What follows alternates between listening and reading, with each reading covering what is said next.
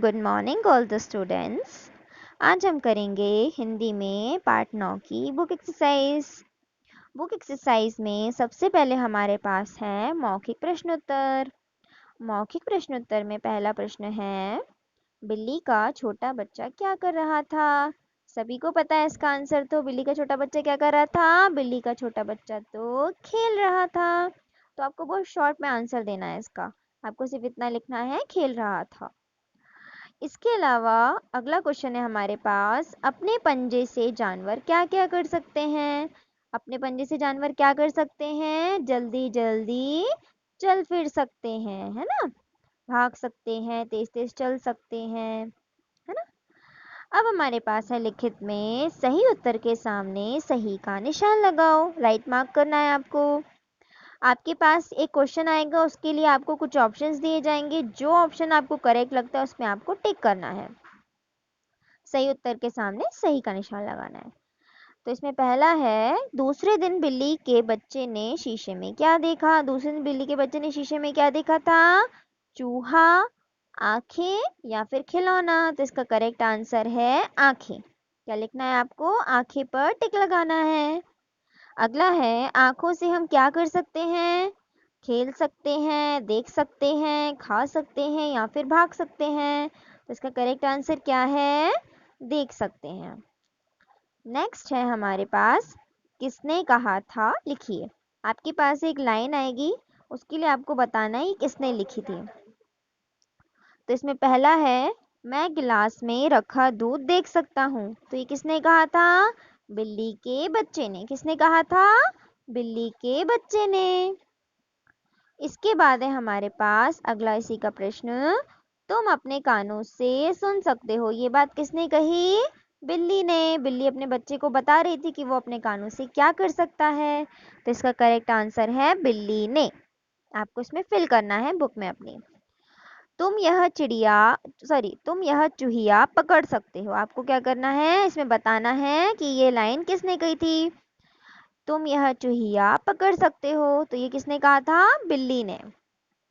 इसके बाद आपको प्रश्न 3 में जो प्रश्न दिया हुआ है, निम्नलिखित प्रश्नों के उत्तर दीजिए, ये आपको नहीं करने हैं, बिकॉज हम आपको दूसरे प्रश्न उत्तर बनवा करके कॉपी में करवाएंगे। आपको ये वाले प्रश्न उत्तर नहीं करने हैं, इसको आपको छोड़ना है। तो प्रश्न 4 में हमारे पास है, 6 पालतू पशुओं के नाम लिखिए। पालतू जानवर जो होते हैं ना, जिनको हम पाल सकते हैं, उनके नाम लिखना है, जैसे कि गाय, बकरी, कुत्ता, मुर्गी, बिल्ली और घोड़ा। तो आपको इनके नाम लिखने हैं।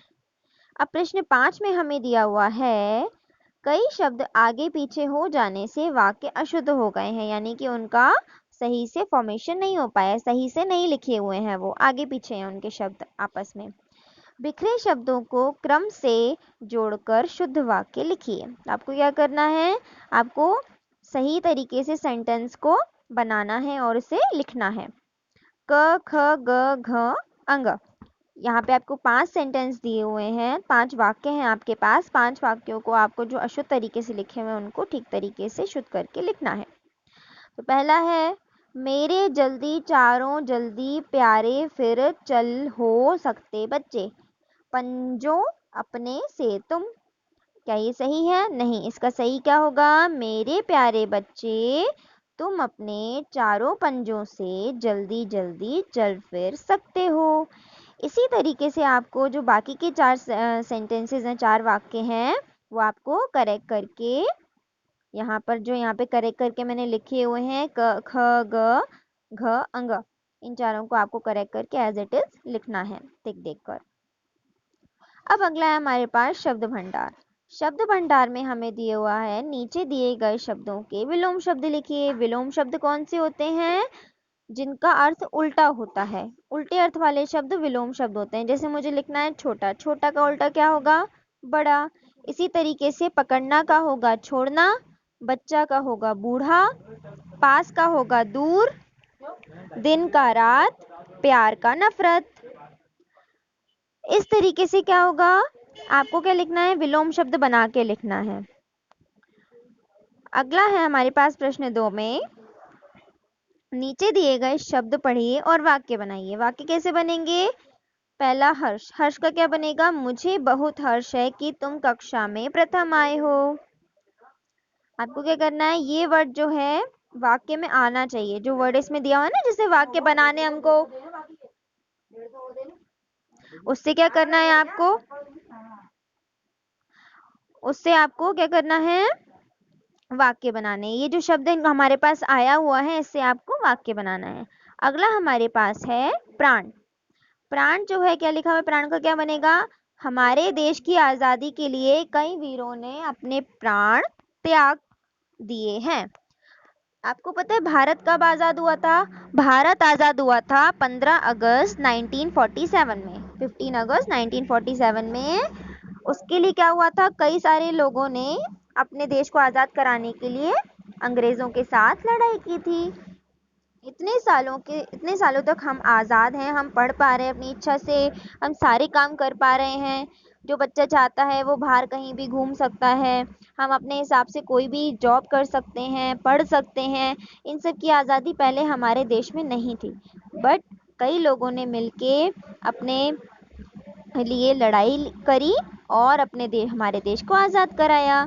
देश की आज़ादी के बाद ही हमारा देश इतना डेवलप हो पाया, इतना विकसित हो पाया है कि हर जगह स्कूल और कॉलेजेस हैं आजकल, बट पहले ऐसा नहीं था। तो इसका हमने क्या बनाया है, प्राण का, हमारे देश की आज़ादी के लिए कई वीरों ने अपने प्राण दिए हैं। अगला है अच्छा। मेरी माँ बहुत अच्छा खाना पकाती हैं। इसके बाद है कामना। इसका क्या बनेगा? हमारी कामना सदैव दूसरों के हित के लिए होनी चाहिए। मतलब हमारी जो कामना, हमारी इच्छा जो है सदैव कैसी होनी चाहिए? दूसरों के हित के लिए होनी चाहिए। अगला है बोलियां लिखिए। बोलियां कैसी होती हैं? हर जानवर की बोली अलग अलग होती है ना? जैसे कि आवाज, बोली मतलब आवाज, हर जानवर की आवाज अलग अलग तरीके से निकलती है। जैसे गाय, गाय का क्या होगा? गाय रंभाती है।